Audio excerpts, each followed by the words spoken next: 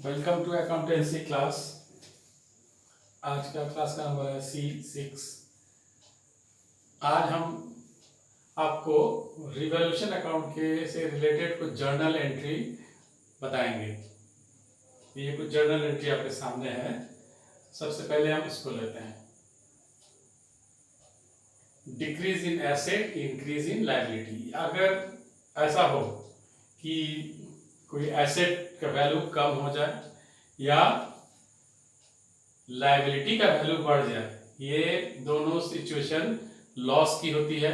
तो उसके लिए आपको लॉस को आपको डेबिट करना है, रिवैल्यूएशन अकाउंट को डेबिट करना होता है।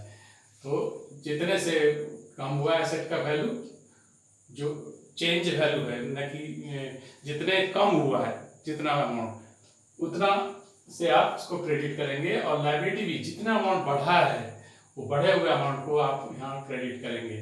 तो ये एंट्री हो जाएगी जब एसेट कम होगा या लायबिलिटी बढ़ेगी।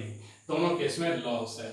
इसका उल्टा, अगर एसेट का वैल्यू बढ़ता है, इंक्रीज इन एसेट और डिक्रीज इन लायबिलिटी, दोनों स्थिति आपको प्रॉफिट दिलाता है।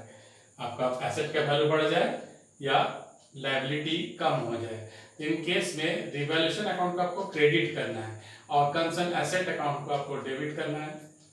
लायबिलिटी कम करने के लिए लायबिलिटी अकाउंट को भी आपको डेबिट करना है। तो ये दो एंट्री, ये जो सबसे कॉमन एंट्री है, ये दोनों होगा। उसके बाद एक ये special entry, bad debtors paid. मान लीजिए कोई बैड डेट हो गया था, पैसा आने वाला नहीं था, अचानक वो कुछ पैसा आपको देता है। कैसे करेंगे? कैश या बैंक, जो भी है, कैश दे रहा है तो कैश अकाउंट, बैंक होगा तो बैंक अकाउंट हो जाएगा। तो ये आपके पास ये एसेट आ रहा है तो आपको इसको डेबिट करना है। तो ये हो गया। और इसको आप रिकवरी और बैड डेट्स अकाउंट में आप इसको क्रेडिट देते हैं।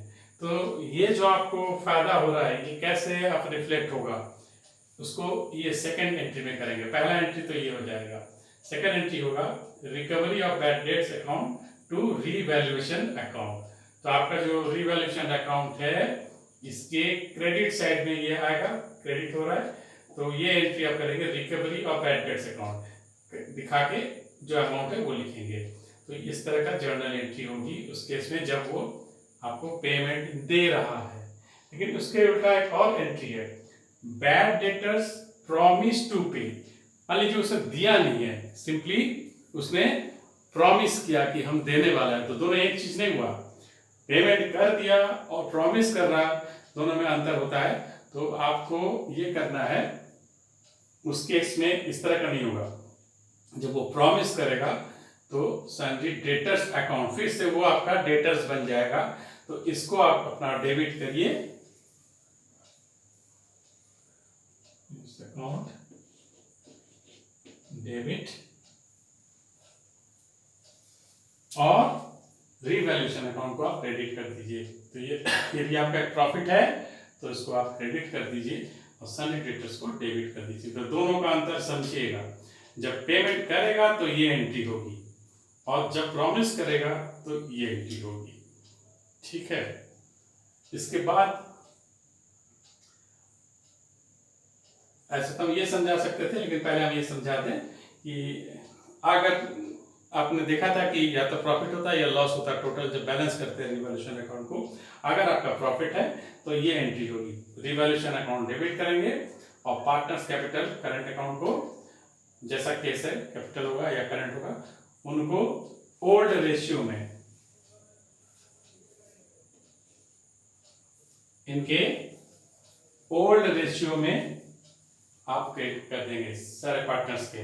जो ओल्ड रेशियो है उससे होगा, नया रेशियो में नहीं, ओल्ड रेशियो में। ये याद रखने की चीज है, इसमें गलती हो जाती है कभी कभी। बच्चे जो न्यू रेशियो से कर देते हैं या सैक्रिफाइसिंग गेनिंग रेशियो से करते हैं, ये नहीं करना है, इसको ओल्ड रेशियो से करना है। उसी तरह से अगर लॉस हो रहा है तो जस्ट इसका रिवर्स, उल्टा, पार्टनर्स कैपिटल करंट अकाउंट को आप डेबिट करेंगे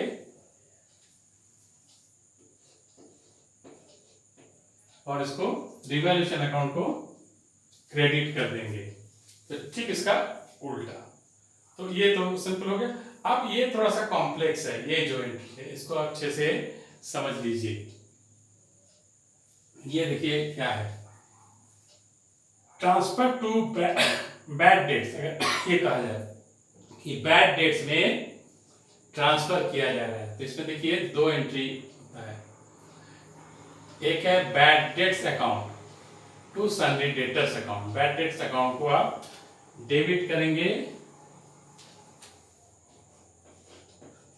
और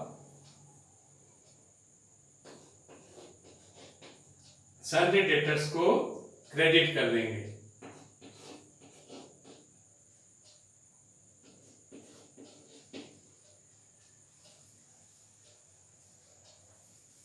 सन्ड्री डेटर्स को आप क्रेडिट करेंगे और बैड डेट्स अकाउंट को डेबिट कर देंगे। फिर इसका सेकंड स्टेज क्या है, अगर आपके पास कुछ प्रोविजन है तो पहले आपको उससे एडजस्ट करना है, पैसा को प्रोविजन से लेना है।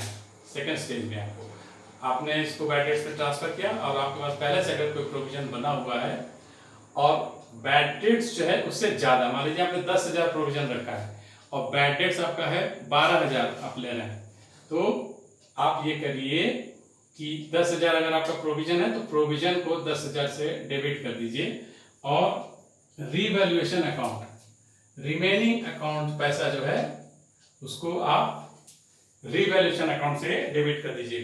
तो 12,000 अगर आप बैड डेट्स में कर रहे हैं तो 10,000 प्रोविजन से ले लीजिए और 2,000 रीवैल्यूएशन से ले लीजिए और टोटल अमाउंट जो बैड डेट्स अकाउंट में क्रेडिट कर दीजिए। ये तो तब होगा जब बैड डेट्स का अमाउंट जो है, जो प्रोविजन आपका है उससे ज्यादा है। ये हो गया प्रोविजन यूज्ड, ये एंट्री। और अगर बैड डेट्स जो है कम है, प्रोविजन आपके पास ज्यादा है और बैड डेट उससे कम है, प्रोविजन मान लीजिए आपका 10,000 है और बैड डेट्स अपने 7,000 ही ले रहे हैं, तो उस केस में इस तरह का एंट्री ना होके आप सीधे सीधे प्रोविजन फॉर बैड डेट्स करेंगे और बैड डेट्स अकाउंट कर देंगे। उस केस में रिवैल्यूएशन टच नहीं होगा, तो इसको ध्यान में रखना है। अगर प्रोविजन ज्यादा है आपके बैड डेट से जो आपने क्रिएट किया तो उसका केस में रिवैल्यूएशन अकाउंट में ये रिफ्लेक्ट नहीं होगा। इसको समझने की जरूरत है, न्यूमेरिकल से इसको सुटेबली हम कराएंगे आपको न्यूमेरिकल, जिससे ये एंट्री क्लियर होगी। ये थोड़ा सा कॉम्प्लेक्स टाइप का है, इसको अच्छे से समझना है। और एक और एंट्री होती है प्रोविजन क्रिएटेड या मेंटेन्ड। कभी कभी क्या होता है, आपसे कहा जाता है कि 5% ही डेटर्स का रखना है और वो अमाउंट जो है पहले का आपका प्रोविजन उससे ज्यादा रखा हुआ है, तो आपको उसमें डाउन करना है। तो आपको एक्सेस प्रोविजन है उसको आपको कम करना है, तो जो एक्सेस अमाउंट है उसको आपको डेबिट कर देना है और रिवैल्यूएशन अकाउंट को क्रेडिट कर देना है, कि जिससे एक्सेस प्रोविजन हट जाए और जितना कहा जा रहा है उतना ही मेंटेन हो जाए। लेकिन अगर आपको क्रिएट करना है या जितना है प्रोविजन सफिशिएंट नहीं है, आपको कुछ एडिशनल और करना पड़ रहा है, तो जितना अमाउंट से आप क्रिएट कर रहे हैं उसको आप डेबिट कर दीजिए रिवैल्यूएशन अकाउंट से और provision for bad debts account को आप क्रेडिट कर दीजिए। तो ये जर्नल एंट्री होती है। तो इसमें न्यूमेरिकल करने की जरूरत है इसको समझने के लिए, तो आगे हम कोशिश करेंगे आपको इस पर न्यूमेरिकल कराने का। आशा है समझ में आ गया होगा।